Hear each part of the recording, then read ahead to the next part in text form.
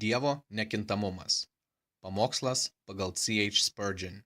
Pristatyta Sabato rytą 1855 metais sausio 7 dieną. Įgarsinta ir išversta Lauryno Miliaus. Aš esu viešpats, aš nesikeičiu, todėl jūs, Jokūbo sūnūs, nesunaikinti. Malachijo 3:6. Buvo pasakyta, kad tinkamas žmonijos mokslas yra apie patį žmogų. Aš neprieštarausiu šiai idėjai, bet manau, kad lygiai taip pat teisinga yra tai, kad tinkamas Dievo išrinktųjų mokslas yra apie Dievą. Tinkamas krikščioniškas mokslas yra apie trejybę. Aukščiausias mokslas, didžiausia spekulacija, galingiausia filosofija, kuri kada nors gali atkreipti Dievo vaiko dėmesį, yra jo vardas, prigimtis, asmuo, atliktas darbas ir didžiojo Dievo, kurį jis vadina savo tėvu, egzistavimas. Dieviškumo apmąstymas yra labai naudingas ir auginantis protą. Ši tema yra tokia plati, kad net visos mūsų mintys ir apmąstymai pasimeta joje. Ji yra tokia gili, kad net mūsų pasididžiavimas ir išdidumas paskęsta jos begalybėje. Su kitomis temomis ir dalykais mes galime grumtis ir juos suprasti. Su jais jaučiame savotišką pasitenkinimą ir einame savo keliu su mintimi, štai koks aš išmintingas. Bet kai prisiartiname prie šio didžiulio mokslo, matome, kad mūsų matavimo pagaliukas negali pamatuoti šio mokslo gylio ir kad mūsų erelio akys nemato jo aukščio. Ir tada mes nusisukame su mintimi, kad paprastas žmogus turėtų būti išmintingas, bet jis yra kaip laukinis asilas ir garsiai sušunkame: aš esu tik vakarykštis žmogus ir nieko nežinau. Jokia tema, apmąstant, labiau linktų kuklinti mūsų protą nei Dievo mintys. Mes priversti jaustis taip. Didysis Dieve, koks tu esi begalinis, kokie mes niekam tikę kirminai. Tačiau nors ši tema ir kuklina protą, ji taip pat jį ir plečia. Tas, kuris dažnai galvoja apie Dievą, turės platesnį protą nei žmogus, kuris tiesiog pluša aplink šį siaurą žemės rutulį. Jis gali būti gamtininkas ir pasigirti savo sugebėjimu skruosti vabalą, anatomizuoti musę ar suskirstyti vabzdžius ir gyvūnus, turinčius sunkiai ištariamus vardus. Jis gali būti geologas, sugebantis diskutuoti apie magateriją ir plesiosaurus ir visokius išnykusius gyvūnus. Jis gali įsivaizduoti, kad jo mokslas, kad ir koks jis būtų, auklėja ir plečia jo protą. Drįstu teigti, kad jis yra teisus. Bet juk puikiausias sielos išplėtojimo mokslas yra mokslas Kristaus ir jo nukryžiuotojo ir Dievo pažinimas didingoje trejybėje. Niekas daugiau negali išplėsti intelektą, niekas taip nepadidina visos žmogaus sielos, nei atkaklus ir rimtas didžiosios dievybės temos tyrimas. Nors kuklindama ir plėsdama mūsų protą, ši tema akivaizdžiai guodžia. Kristaus apmąstymai yra balzamas kiekvienai žaizdai. Apmąstymai apie tėvą atneša ramybę kiekvienam sielvartui ir šventosios dvasios įtakoje yra randama medicina kiekvienam mūsų skausmui. Ar nori pašalinti savo nuoskaudas? Ar nori paskandinti savo rūpesčius? Tada eik, pasinerk į giliausią Dievo trejybės jūrą. Pasiklysk jo begalybėje ir tu atsigulsi ant poilsio gulto, atsigaivinęs ir gyvybingas. Aš nežinau, kas kitas gali taip paguosti sielą, taip nuraminti ištinusi sielvartą ir jo bangas. Tad deklaruok Dievo ramybę išbandymų vėjams, pamaldžiai mąstant apie dievybės temą. Kviečiu būtent tai šį rytą jums ir padaryti. Pateiksime jums vieną trejybės atributą. Tai yra šlovingas Jahvei nekintamumas. Aš esu, sako mano tekstas. Aš esu Jahvei, nes taip reikėtų išversti. Aš esu Jahvei, aš nesikeičiu, todėl jūs, Jokūbo sūnūs, nesunaikinti. Šį rytą jums pristatysiu 3 dalykus. Visų pirma, nekintantį Dievą. Antra, asmenys, kurie gauna naudą iš šio šlovingo atributo, būtent Jokūbo sūnūs. Ir trečia, pačią naudą, kurią jie, tie sūnūs, gauna, kaip parašyta, kad jie nebus sunaikinti. Mes atkreipsime dėmesį būtent į šiuos 3 dalykus. Visų pirma, mes pateiksime prieš jūs doktriną apie Dievo nekintamumą. Aš esu Dievas, aš nesikeičiu. Čia bandysiu paaiškinti, tiksliau išplėsti mintį, o paskui pristatyti keletą argumentų įrodančių šią tiesą. Aš pateiksiu keletą Biblijos tekstų išdėstymų. Pirmiausia pasakydamas, kad Dievas yra Jahveh ir jis nesikeičia savo esybę. Mes negalime jums pasakyti, kas yra ta dieviška esybė. Mes nežinome, kas sudaro tą, kurį mes vadiname Dievu.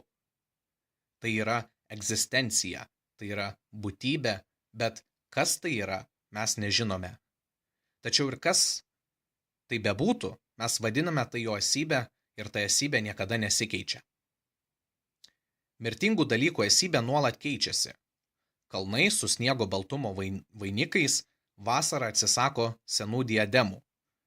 Jų šonais tada teka upės ir audros debesys suteikia jiems dar vieną karūną. Vandenynas su galingais potviniais netenka vandens, kai saulės spinduliai bučiuoja jo bangas ir išplėšia jas į dangų. Net saulė pati reikalauja šviežių degalų iš begalinės visagalės rankos, kad papildytų savo nuolat degančią krosnį. Visi padarai keičiasi. Žmogus, ypač dėl savo kūno, visada išgyvena revoliuciją.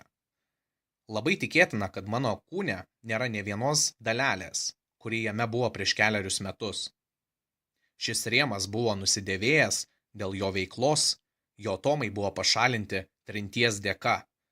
Tuo tarpu šviežių medžiagų dalelės nuolat kaupėsi mano kūne, todėl jis vis yra papildytas. Tačiau jo esybė yra pastoviai besikeičianti. Ir audinys, iš kurio sukurtas šis pasaulis, vis praeina, kaip vandens srovės lašai, bėga ir kiti seka paskui, laikydami upę vis dar pilną, bet visada besikeičiantis upės elementai keičia jos sudėtį. Bet Dievas yra amžinai tas pats. Jis nėra sudarytas iš jokios medžiagos, bet yra dvasia. Tyra, esybinė ir begalinė dvasia. Ir todėl jis yra nekintamas. Jis lieka amžinai toks pat. Ant jo amžino antkapio nėra vagų. Joks amžius jo nepalietė, jokie metai jo nepaženklino. Jis mato amžius praeinant, bet su juo tai visada yra dabar. Jis yra didysis aš esu, didysis nesikeičiantis. Nesuklysk, jo esybė nepasikeitė, kai jis tapo vieningas su žmonija. Kai praėjusiais metais Kristus apsirengė mirtinguoju moliu, jo esybės dieviškumas nebuvo pakeistas. Kūnas netapo Dievu, taip pat Dievas netapo kūnu, it jis būtų pakeitęs savo prigimtį. Jie abu buvo suvienyti hipostatinę sąjungą, bet dievybė vis tiek buvo ta pati. Jis buvo tas pats, kai jis buvo kūdikis ėdžiose, kaip ir tada, kai jis ištiesė dangaus užuolaidas. Tai buvo tas pats Dievas, kuris kabojo ant kryžiaus ir kurio kraujas tekėjo purpurinė upe. Tas pats Dievas, kuris laiko pasaulį ant savo amžinų pečių ir neša rankose mirties ir pragaro raktus. Jis niekada nebuvo pakeistas savo esybę, net ir jo įsikūnijime jis lieka amžinai, amžinas ir nesikeičiantis Dievas. Jis yra šviesų tėvas, su kuriuo nėra kintamumo nei pokyčių šešėlio. Jo atributai nesikeičia. Kad ir kokie buvo Dievo atributai, jie yra vienodi dabar ir kiekviename iš jų galime išgirsti. Kaip buvo pradžioje, dabar yra ir bus visada. Pasaulis be galo. Amen. Ar jis buvo galingas? Ar jis buvo galingasis Dievas, kai prakalbo pasaulį iš nebūties gimdos? Ar jis buvo visagalis, kai sukrovė kalnus ir iškapstė bedugnę? Taip, jis buvo galingas tada ir jo ranka nėra dabar silpnesnė. Toks pat milžinas savo galioje, jo aprūpinimas nėra išdžiūvęs, o jo sielos stiprybė lieka tokia amžinai. Ar jis buvo išmintingas, sukurdamas šį galingą pasaulį, kai padėjo pagrindą visatai? Ar jis turėjo išminties, kai planavo mūsų išganimo kelią ir kada amžinybės praeityje jis pažymėjo savo baisius ir didžius planus? Taip, ir dabar jis yra išmintingas, nemažiau sumanus, nemažiau žinių turintis. Jo akis, kuri mato viską, nėra pritemdyta ir jo ausis, girdinti visus šauksmus, atodusius, verkšlenimus ir dvejonės, nenuvargo klausydamasi savo žmonių maldų per visus šios amžius. Jis nesikeičia savo išmintimi, jis žino tiek, kiek žino dabar, nei daugiau, nei mažiau, turi tą pačią tobulų įgūdžių begalybę ir tas pačias ateities žinias. Jis nepakitęs, palaimintas jo vardas teisingumu. Teisingas ir šventas jis buvo praeityje, teisingas ir šventas jis yra dabar. Jis yra nepakitęs savo tiesoje. Ką jis pažadėjo, tas ir įvyks. Kaip jis pasakė, taip ir bus padaryta. Jis nesikeičia savo gerumu, dosnumu ir geranoriškumu, savo esybės. Jis netapo visagalių tironų, tuo tarpu kadaise buvęs visagalių tėvų, bet jo stipri meilė stovi kaip granito uola, kurios nepajudina mūsų nedarybių uraganai. Ir palaimintas tebūna jo brangus vardas, jis nesikeičia savo meilėje. Kai jis pirmą kartą parašė sandorą, kokia jo širdis buvo pilna meilumo jo žmonėms. Jis žinojo, kad jo sūnus turi mirti, kad galėtų ratifikuoti to susitarimo straipsnius. Jis žinojo gerai, kad jis turi iš širdies išstumti savo geriausią mylimąjį ir išsiųsti jį į žemę kraujuoti ir numirti. Bet nedvejodamas jis pasirašė tą galingą sandorą ir neatsisakė jos įvykdymo. Jis myli dabar taip pat, kaip mylėjo tada. Ir kai saulė nustos švietusi, o mėnuliai rodyti savo silpną šviesą, jo meilė gyvuos amžinai ir amžinai. Paimkite bet kurį vieną Dievo atributą ir aš parašysiu ant jo semperidem, kas reiškia visada toks pat. Imkitės vieno dalyko, kurį dabar galite pasakyti apie Dievą, ir tai gali būti pasakyta ne tik tamsioje praeityje, bet ir šviesioje ateityje. Tas atributas, jis visada išliks lygiai toks pat. Aš esu Jahveh, aš nesikeičiu. Toliau. Dievas nesikeičia savo planuose. Buvo žmogus, kuris pradėjo statyti, bet nesugebėjo užbaigti. Todėl pakeitė savo planą, kaip kad tokiu atveju darytų kiekvienas išmintingas žmogus. Jis pasirinko mažesnius pamatus ir vėl pradėjo statyti. Bet ar kada buvo sakoma, kad Dievas pradėjo kurti, bet nesugebėjo pabaigti? Ne. Kai pagal savo įsakymą jis turi beribius resursus ir kai jo paties dešinė ranka sukūrusi pasaulių, kurių gausu kaip ryto rasos lašų, ar jis kada nors būtų sustabdytas savo planuose, nes jis neturi pakankamai galios? Ir ar kas gali pakeisti ar sujaukti jo planą, nes jis negalėtų jo įgyvendinti? Bet kažkas pasakys, galbūt Dievas niekada neturėjo plano. Ar manai tu, kad Dievas yra kvailesnis už tave patį, pone? Ar jūs einate į darbus be planų? Ne, sakote jūs, aš visada turiu schemą. Taip pat turi ir Dievas. Kiekvienas žmogus turi savo planą, o Dievas turi savo. Dievas yra protų protas. Jis viską suplanavo savo gigantiškame intelekte dar prieš tai, kai viską įvykdė. Ir kai viską jis suplanavo, suprask žmogau, jis niekada to nekeičia. Tai bus padaryta, sako jis. Ir geležinė ranka, likimas, jį pažymi ir jo planas yra įgyvendinamas. Tai yra mano tikslas. Ir nei pragaras, nei žemė jo nepakeis. Tai yra mano nutarimas, sako jis, paskelbdamas angelams. Ir jūs, velniai, prunkštykite prie dangaus vartų, bet negalėsite pakeisti jo nutarimo. Tai bus padaryta. Dievas nekeičia savo planų. Kodėl jis turėtų? Jis yra visagalis ir todėl gali atlikti tai, kas jam yra malonu. Kodėl jis turėtų? Jis yra visažinis ir todėl negalėjo planuoti neteisingai. Kodėl jis turėtų? Jis yra amžinasis Dievas, todėl negali mirti, kad jo planas nebūtų įvykdytas. Kodėl jis turėtų pasikeisti? Jūs nieko verti egzistencijos atomai, dienos efemera, šliaužiantys vabzdžiai egzistencinio lauro lapo. Jūs galit pakeisti savo planus, bet jis niekada ir niekada nepakeis savo. Ir jeigu jis man yra pasakęs, kad jo planas yra mane išgelbėti, tikrai sakau jums, aš esu saugus. Mano vardo iš jo delnų amžinybė neištrins, nes įspaustas jo širdyje jis lieka neišdildomais malonės ženklais. Dar kartą sakau, Dievas nepakeičia savo pažadų. Mes mėgstame kalbėti apie saldžius Dievo pažadus, bet jei kada nors galėtume manyti, kad vienas iš jų galėtų pasikeisti, daugiau nieko nebekalbėtume apie juos.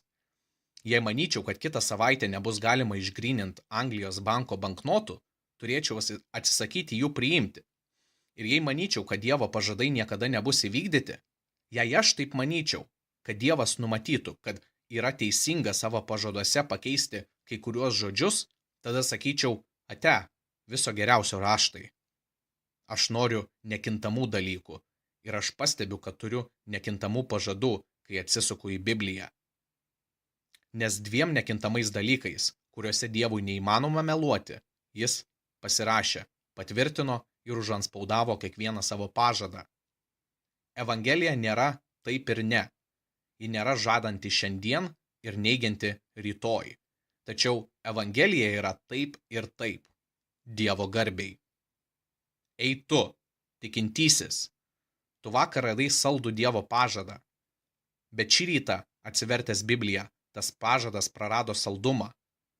Ar žinai kodėl? Ar tu manai, kad pažadas pasikeitė? Ne, jūs pasikeitėt. Čia ir yra visa esmė. Tu valgiai Sodomos vynuogių ir tavo liežuvis prarado skonio pojūtį ir nebegalėjai pajausti pažado saldumo. Bet ten buvo tas pats medus. Remkis ant to pažado. Ant to brangumo. Oi, sako Dievo vaikas, aš kartą tvirtai pastačiau savo namus, remdamasis stabiliais pažadais. Pakilo vėjas ir aš tariau, viešpate, aš esu nugriautas ir dabar pražūsiu. Pažadai nebuvo išmesti, pamatai nebuvo pašalinti, bet tai buvo jūsų mažas namelis, kurį statėte iš medžio, šieno ir ražienos. Tai buvo, kas sugriuvo. Tave supurtė ant uolos, o ne uola buvo supurtyta po tavimi. Tačiau leiskite man pasakyti, koks yra geriausias gyvenimo būdas pasaulyje. Girdėjau, kad ponas juodaodžiui pasakė, negaliu suprasti, kaip tu visada esi laimingas viešpatyje, o aš esu visada liūdnas. Masa, atsakė jis, aš krentu ant viešpatės pažado, ten aš guliu ant jo, o tu stovi ant pažado. Tu turi šiek tiek bendra su juo, bet vėliau žemyn krenti, kai ateina vėjas ir tada verki, aš žlungu. Tuo tarpu aš iš karto krentu ir guliu ant pažado, todėl aš nebijau kritimo. Todėl visada sakykime, viešpate, aš žinau, kad yra pažadas, bet čia yra tavo reikalas jį išpildyti. Krentu ir atsigulu plokščias ant to pažado, nėra man reikalo bandyti išstovėti. Taip ir jūs turėtumėte daryti. Klupėkite veidu į pažadą ir prisiminkite, kad kiekvienas pažadas yra uola, nesikeičianti uola. Tad po jo kojomis pulkite ir ilsėkitės ten per amžius. Bet dabar ateina viena neraminanti nata, gąsdinanti tema. Kai kuriems iš jūsų Dievas yra nepakitęs ir savo grasinimuose. Jei kiekvienas pažadas laikosi tvirtai ir yra įvykdoma kiekviena sandoros priesaika, atkreip dėmesį, tu nusidėjėli, atsimink mano žodžius, išgirsk savo kūniškų vilčių mirtį, pamatyk savo kūno pasitikėjimo laidotuves. Kiekvienas Dievo grasinimas, taip pat ir visi pažadai bus įvykdyti, kol jūs kalbatės tarpusavyje apie Dievo valią. Aš jums pasakysiu apie jo nutarimą. Kas netiki, bus pasmerktas. Tai yra jo dekretas ir valia, kuri niekada negali pasikeisti. Būk toks geras, kaip tau patinka. Būk kuo moralesnis, būk sąžiningas, būk kas tik nori. Vaikščiok kiek įmanoma doriau, vis tiek prieš tave iškyla nepakitusi grėsmė. Tas, kuris netiki, bus pasmerktas. Ką jūs į tai atsakysite, Moralistė. Jūs norėtumėte, kad galėtumėte tai pakeisti ir pasakyti, kas negyvena šventai, bus pasmerktas. Taip ir bus, bet taip nėra sakoma. Biblijoje sakoma, kas netiki. Čia ir yra suklupimo akmuo ir pasipiktinimo uola. Bet tu negali to pakeisti. Privalai tikėti arba būti pasmerktas, sako Biblija. Ir prisimink mano žodžius. Ta Dievo grėsmė yra nepakeičiama kaip pats Dievas. Ir kai praeis 1000 metų, pragaro kančiose, jūs pakelsite savo akis ir pamatysite tekstą, parašytą degančiomis ugnies raidėmis. Kas netiki, bus pasmerktas. Ir sakysite, viešpatie, esu pasmerktas. Ir kai 1 000 000 metų prabėgs ir tu būsi išsekęs savo skausmais ir kančiomis, tada vėl atsimerksite ir vis tiek perskaitysite. Kas netiki, bus pasmerktas. Užrašas liks nepakitęs per visą amžinybę. Ir kai pamanysite, kad ateina paskutinės amžinybės dienos, kad kiekviena dalelė to, ką mes vadiname amžinybę, manysite, kad ji eina į baigtį, jūs vis tiek pamatysite viršuje parašyta, kas netiki, bus pasmerktas. Siaubinga mintis. Kaip aš drįstu tai ištarti? Bet aš privalau. Jūs turite būti perspėti, ponai, kad ir jūs nepatektumėte į šią kančios vietą. Jums turi būti pasakyta šiurkščių dalykų, nes jei Dievo evangelija nėra grubus dalykas, įstatymas yra grubus dalykas. Sinajaus kalnas yra grubus dalykas. Vargas budėtojų, kuris neperspėja bedievių. Dievo grasinimai nesikeičia. Saugokis, nusidėjėli, nes tai yra bauginantis dalykas patekti gyvojo Dievo rankas. Turiu tik užsiminti apie vieną mintį, prieš mums judant toliau. Tai yra, Dievas nesikeičia ir savo meilės subjektuose. Ne tik jo meilėje, bet ir jo subjektuose. Jeigu kada nors taip atsitiktų, kad Kristaus avis galėtų pražūti, mano trapi, silpna siela galiausiai pražūtų 1000 kartų per dieną.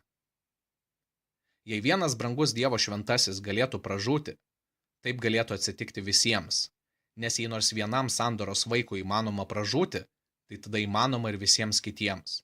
Ir tada nėra tikro Evangelijos pažado. Tada Biblija yra melas ir joje nėra nieko, kas būtų verta mano pasitikėjimo. Aš iš karto tapsiu bedievis, kai patikėsiu, kad nors vienas Dievo šventasis kada nors gali galutinai pražūti. Jei Dievas mane pamilo vieną kartą, tada jis mylės mane amžinai.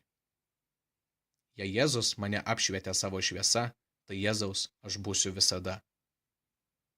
Amžinos meilės subjektai niekada nesikeičia. Tuos, kuriuos Dievas pašaukė, jis ir išteisins. Ir kuriuos jis išteisino, juos ir pašventins. Kuriuos pašventins, juos ir pašlovins. Taigi užtrukęs per daug laiko, galbūt tiesiog per daug išplėtęs mintį apie nesikeičiantį Dievą, dabar bandysiu įrodyti, kad jis yra nekintantis. Aš nesu per daug argumentuotas pamokslininkas, bet vienas argumentų, kurį paminėsiu, yra šis. Panašu, kad pats Dievo egzistavimas ir jo būtis reiškia jo nekintamumą. Leiskite man pamastyti akimirką. Jeigu yra Dievas ir šis Dievas valdo viską, Dievas sukūręs pasaulį ir kuris jį palaiko, kokia būtybė jis tada turėtų būti? Man atrodo, kad negalima galvoti apie permainingą Dievą. Aš svarstau, kad tokia mintis yra atgrasi sveikam protui, kad jei vieną akimirką pagalvotume apie besikeičiantį Dievą, atrodo, kad tokie žodžiai nesuderinami ir tada mes prispausti pasakyti, tada jis turi būti savotiškas žmogus, bet tada jūs turite mormonų Dievo idėją. Aš manau, kad neįmanoma įsivaizduoti besikeičiančio Dievo. Bent jau aš to negaliu padaryti. Kiti galbūt sugeba išmastyti tokią idėją, bet aš negaliu jos palaikyti. Negalėjau pagalvoti apie besikeičiantį Dievą daugiau nei aš galėjau apie apvalų kvadratą ar bet kokį kitą absurdą. Tai atrodo taip priešinga, kad esu įpareigotas, kai užsimenu apie Dievą, įtraukti nekintančios būtybės idėją. Na, manau, kad pakaks vieno argumento. Tačiau dar vieną gerą argumentą galite rasti Dievo tobulumo fakte. Aš tikiu, kad Dievas yra tobula būtybė. Dabar, jei jis yra tobula būtybė, jis negali pasikeisti. Ar jūs to nematote? Tarkime, aš šiandien esu tobulas. Jei man būtų įmanoma pasikeisti, ar aš būčiau tobulas rytoj po pakeitimo? Jei pasikeisčiau, turiu arba pasikeisti iš geros būsenos į geresnę ir tada, jei galėčiau tapti geresnis, negalėčiau būti tobulas prieš tai. Arba iš geresnės būsenos į blogesnę. Ir jei būčiau blogesnis, tada negalėčiau būti tobulas. Jei esu tobulas, manęs negalima pakeisti, nepadarant manęs netobulu.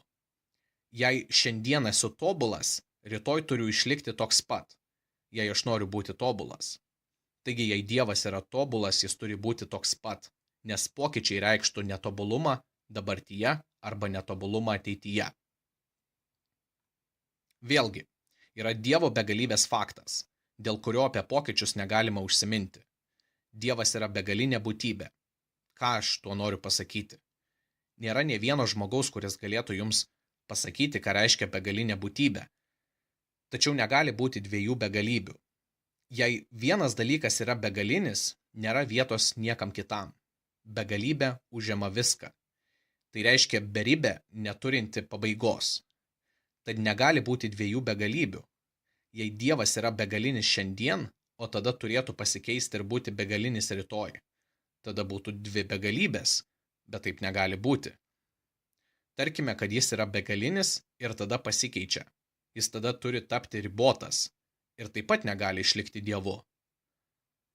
Arba jis tada yra ribotas šiandien ir ribotas rytoj.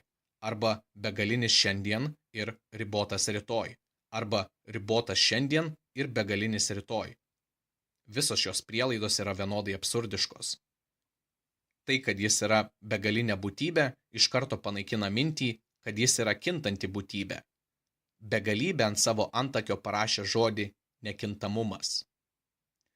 Bet tada, mieli draugai, pažvelkime į praeitį ir ten surinksime keletą Dievo įrodymų nekintamumo prigimčiai. Ar jis kalbėjo ir to nepadarė? Ar jis prisiekė ir tai neįvyko? Ar negalima pasakyti apie Jahvę? Jis padarė visą savo valią ir įvykdė visus savo tikslus. Atsigręžkite į Filistiją ir paklauskite, kur ji dabar yra. Dievas tarė, kauks Ašdonas ir Gazos vartai, nes jie bus sunaikinti. O kur jie? Kur yra Edomas? Paklauskit Petros ir jos apgriuvusių sienų. Ar jie neatsakys tiesa, kurią Dievas pasakė, Edomas bus grobis ir bus sunaikintas? Kur yra Babelė ir kur yra Ninevė? Kur Moabas ir kur Amonas? Kur yra tautos, kurias Dievas sakė sunaikinsantis? Argi jis jų neišnaikino ir neištrynė jų atminimo iš žemės? Ir ar Dievas netmetė jų gyventojus? Ar kada nors jis nepaisė savo pažado? Ar jis kartą sulaužė priesaiką ir sandorą? Ar kada nors nukrypo nuo savo plano? Ne. Nurodykite vieną istorijos atvejį, kai Dievas pasikeitė. Tu, ponė, negali, nes per visą istoriją egzistuoja faktas, kad Dievas buvo nekintamas savo tiksluose. Tačiau girdžiu kažkurį sakant, aš galiu prisiminti vieną rašto ištrauką, kurioje Dievas pasikeitė. Taip ir aš esu pagalvojęs vieną kartą. Aš turiu omenyje Hezekijo mirties atvejį. Izaijas įėjo ir tarė, Hezekija, tu turi mirti, tavo liga neišgydoma, sutvarkyk savo namus. Jis atsisuko veidu į sieną ir ėmė melstis, o Izaijui esant išoriniam kieme, jam buvo liepta grįžti atgal ir pasakyti, tu gyvensi dar 15 metų. Jūs galite manyti, kad tai įrodo, jog Dievas keičiasi, bet iš tikrųjų aš to nematau šiame pasaulyje. Kaip žinoti, kad Dievas to nežinojo? Bet juk Dievas tikrai žinojo. Jis žinojo, kad Hezekijas gyvens. Tada jis nepasikeitė, nes jei jis tai žinojo, kaip jis tada galėjo pasikeisti? Tai ir noriu iš tavęs sužinoti. Bet ar žinote vieną mažą dalyką? Hezekijos sūnus Manasa tuo metu dar nebuvo gimęs, o mirus Hezekijui nebūtų buvę Manaso ir nebūtų buvę Jozijo, o tada nebūtų buvę ir Kristaus, nes Kristus atsirado būtent iš tos linijos. Jūs atrasite, kad Manasa buvo 12 metų, kai jo tėvas numirė. Tada jis turėjo būti gimęs po 3 metų nuo to įvykio. Ar nemanote, kad Dievas paskelbė ir iš anksto numatė Manaso gimimą? Be abejo. Tada jis paskelbė tą Izaijui, kuris turėjo nueiti pasakyti Hezekijui, kad jo liga neišgydoma ir tuo pačiu įkvėpimu pasakyti, bet aš išgydysiu ir tu išgyvensi. Jis pasakė, norėdamas paskatinti Hezekiją melstis. Jis kalbėjo visų pirma iš žmogiškos pusės. Pagal visą žmogaus tikimybę tavo liga yra nepagydoma ir tu turėtų mirti. Bet tada jis palaukęs, kol Hezekijas pasimels, jos sakinio pabaigoje atėjo su žodžiu bet. Izaijas nebuvo baigęs savo sakinio. Jis pasakė, tu turi sutvarkyti savo namus, nes nėra žmogiškų vaistų tavęs išgydyti, bet ir tada jis išėjo. Hezekijui pasimeldus, tada vėl įėjo ir tarė, bet aš tave išgydysiu. Kurioje vietoje čia kas nors gali rasti prieštaravimų, išskyrus tuos, kurie kovoja prieš viešpatį ir nori jį nutapyti kaip permainingą būtybę. Antra. Leiskit man pasakyti žodį apie asmenis, kurie gauna naudą iš nesikeičiančio Dievo. Aš esu Jahveh, aš nesikeičiu, todėl jūs, Jokūbo sūnus, nesunaikinti. Kurie yra Jokūbo sūnus? Kas gali džiaugtis nekintamu Dievu? Pirma, jie yra Dievo išrinkimo sūnus, nes parašyta, Jokūbą pamilau, o Ezavo nekenčiau. Dar jos dvyniams negimus ir jiems dar nepadarius nei gero, nei blogo, kad įvyktų laisvai pasirinktas Dievo nutarimas, ne dėl darbų, bet šaukiančio jo valia. Jai buvo pasakyta, vyresnysis tarnaus jaunesniajam. Tad Jokūbo sūnus yra sūnus Dievo išrinkti, kurie per suverenę malonę patikėjo, per amžiną predestinaciją, malonę ir šlovę, kaip dovaną jie gaus. Dievo išrinktieji, čia turime omenyje Jokūbo sūnus, tai tie, kuriuos jis iš anksto žinojo ir numatė amžinam išganimui. Toliau. Jokūbo sūnus reiškia asmenis, kurie naudojasi ypatingomis privilegijomis ir titulais. Jokūbas neturėjo jokių teisių gimdamas, tačiau netrukus jas įgijo. Jis išmainė puodą maisto su savo broliu Ezavu ir taip įgijo pirmagimystę. Aš nepateisinu priemonių, kuriomis jis tai padarė, bet vis dėlto jis gavo palaiminimą ir taip įgijo išskirtinę privilegiją. Tad čia Jokūbo sūnus reiškia asmenys, kurie turi savitas teisės ir titulus. Tikintiesiems jis suteikia teisę ir galią tapti Dievo vaikais. Kristaus krauju jie turi teisę įeiti pro vartus į miestą. Jie turi amžinojo pagerbimo titulą, jie turi amžinos šlovės pažadą, jie turi teisę vadinti save Dievo sūnumis. Todėl yra savitų teisių ir privilegijų priklausančių tik Jokūbo sūnums. Jokūbo sūnus yra vyrai gavę apreiškimą. Jokūbas turėjo savitą apraišką iš jo Dievo, todėl jis buvo labai pagerbtas. Kartą naktį jis atsigulė ir miegojo, kai turėjo akmenį pagalvei ir žemę lovai. Tada jis turėjo ypatingą apreiškimą. Jis matė kopečias ir jie kylančius ir besileidžiančius angelus. Taigi jis turėjo Kristaus Jėzaus apreiškimą, kaip kopečias, kurios siekia nuo žemės iki dangaus, kur angelai kildami ir besileisdami juo atneša mums Dievo malonės. Tada sekė apreiškimas Mohanaime, kai Dievo angelai susitiko su juo ir dar kartą prie Panielio, kai jis grūmėsi su Dievu ir pamatė jį akis į akį. Tai buvo ypatingas apreiškimas. Tad ir ši ištrauka nurodo tuos, kurie kaip ir Jokūbas turėjo ypatingų apreiškimų. Kiek jūsų turėjo asmeninių apraiškų? Jūs sako, tai yra entuziazmas, tai yra fanatizmas. Na taip, tačiau tai yra palaimintas entuziazmas, nes Jokūbo sūnus taip pat turėjo ypatingų apraiškų. Jie kalbėjo su Dievu, kaip žmogus kalba su savo draugu. Jie pašnibždėjo į Jahvės ausį. Kristus buvo su jais vakarieniauti, o jie su Kristumi. Ir šventoji dvasia nušvietė jų sielą, tokiu galingu spindesiu, kad jie negalėjo abejoti savo ypatingų apreiškimu. Jokūbo sūnus yra vyrai, kurie mėgaujasi šiomis apraiškomis. Vėlgi, jie yra savotiškų išbandymų vyrai, Vargšas Jokūbas. Neturėčiau rinktis Jokūbo vietos, jei taip pat neturėčiau ir Jokūbo palaiminimo perspektyvos, nes sunkus jo gyvenimas buvo. Jis turėjo bėgti iš savo tėvo namų pas Labaną, o tada tas senas Labanas jį apgaudinėjo visus jo buvimo metus. Apgavo jį su žmona, jo užmokesčiu ir jo bandomis, ir jis turėjo bėgti nuo Labano, kuris jį persekiojo ir pasivijo. Toliau pasirodė Ezavas su 400 vyrų nupjauti jo gyvenimo šaknį ir šaką. Tada buvo maldos laikotarpis, o paskui jis grūmėsi ir turėjo visą gyvenimą eiti su šlaunimi iš sąnario. Tada šiek tiek vėliau jo mylima žmona Rachel numirė.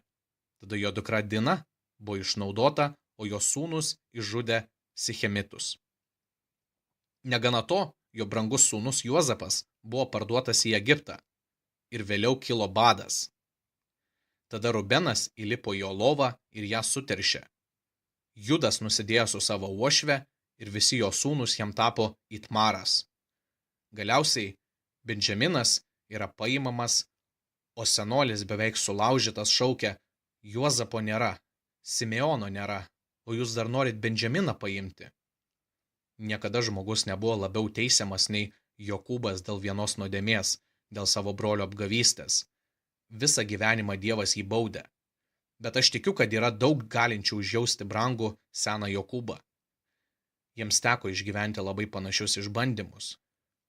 Na, kryžnešiai, Dievas sako: aš esu Jahvė, aš nesikeičiu, todėl jūs, Jokūbo sūnūs, nesunaikinti. Vargšos išbandytos sielos, jūs nesunaikinti dėl nesikeičiančios jūsų Dievo prigimties.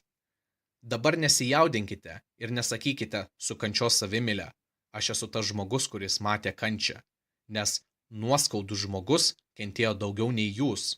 Jėzus iš tikrųjų buvo gedulingas. Jūs matote tik kančios apdaro dalį, bet Jėzus ja buvo visas aprengtas. Jūs niekada neturite tokių išbandymų, kaip kad jis turėjo. Jūs nežinote, ką reiškia tikra bėda. Jūs tik liežuvį suvilgėte vargų taurėje. Jūs paragavote tik lašą ar du, bet Jėzus išgėrė net ir nuopelus. Nebijokite, sako Dievas.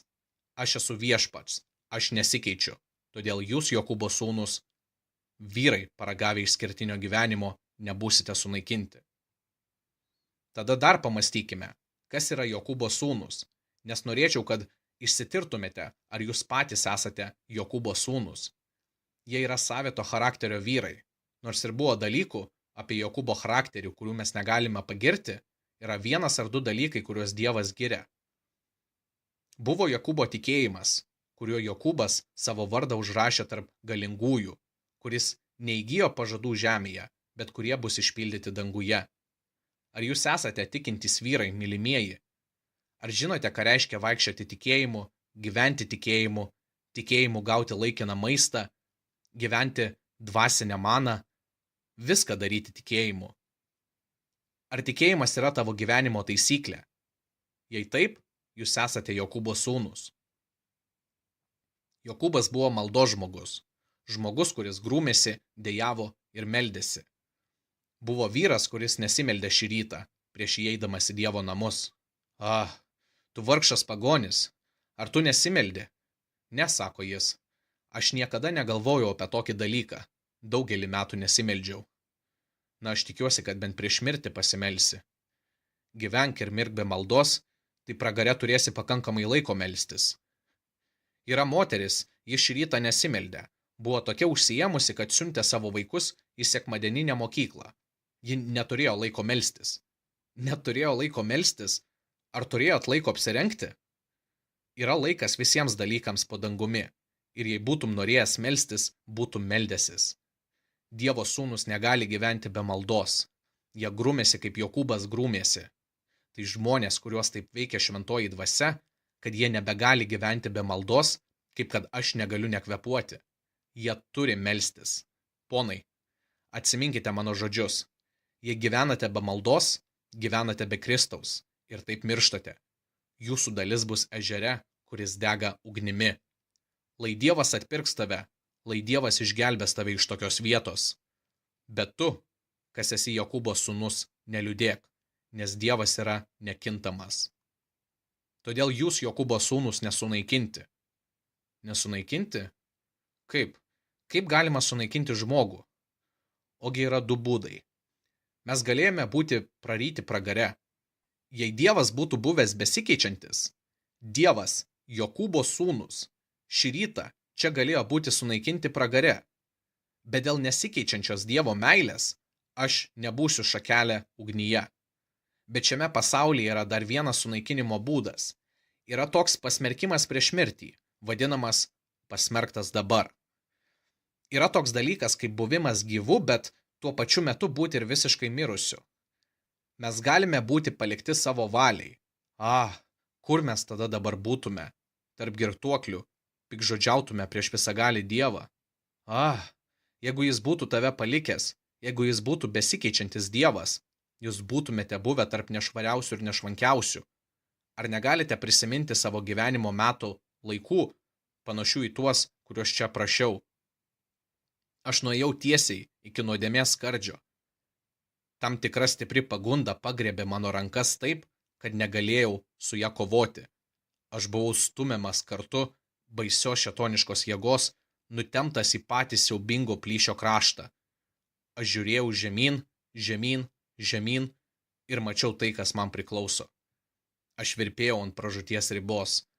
Aš buvau siaubingai išgąsdintas, stačiais plaukais galvojau apie nuodėmę, kurią tuoj pat ketinau padaryti. Siaubinga duobė, į kurią aš ruošiausi įkristi. Stipri ranka mane išgelbėjo. Aš atsigręžiau atgal ir verkiau, o Dieve, kaip aš galėjau taip arti nuodėmės prieiti ir vis dėlto sugrįžti atgal?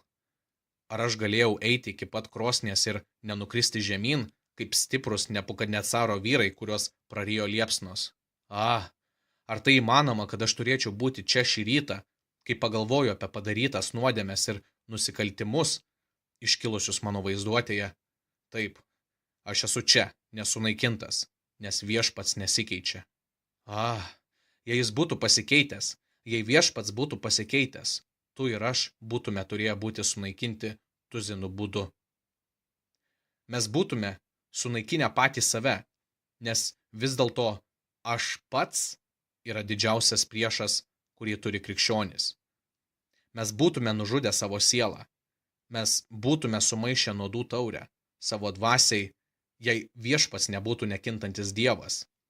Bet jis, kai ketinome tą taurę išgerti, jis išvertė ją iš mūsų rankų. Tuomet mus turėtų sunaikinti pats Dievas, jei jis nebūtų nesikeičiantis Dievas. Mes vadiname savo Dievą tėvu, bet šiame pasaulyje nėra tėvo, kuris ilgai nebūtų nužudęs visų savo vaikų, prieš tai taip išprovokuotas. Jis būtų sunaikinęs juos, jei būtų turėjęs bent pusę bėdų, kurias Dievas turėjo su savo šeima.